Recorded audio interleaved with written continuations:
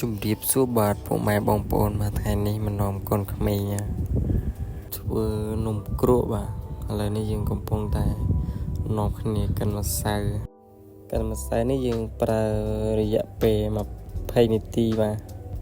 ដើម្បីឲ្យម្សៅយើងមានម៉ត់ល្អបាទឥឡូវនេះយើងទទួលបានម្សៅហើយ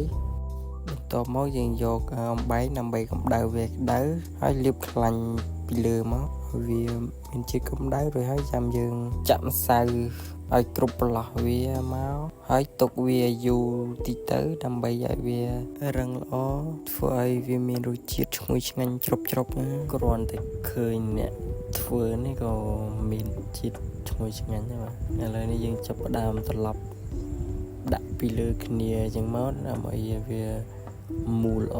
អូនេះវារៀងខ្លោចទេនៅពេលនេះនំយើងបានឆ្អិនហើយក៏ឲ្យកូនក្មេងភ្លក់មួយមើលជាតិមកគ្រាន់តែមើលមាត់ហ្នឹងក៏ដឹងថាជាតិដែរបាទឥឡូវនេះវីដេអូយើងក៏ឈានចូលទីបញ្ចប់ទៅហើយសូមបងប្អូនជួយ follow ជួយ like ម្នាក់មួយផងបាទ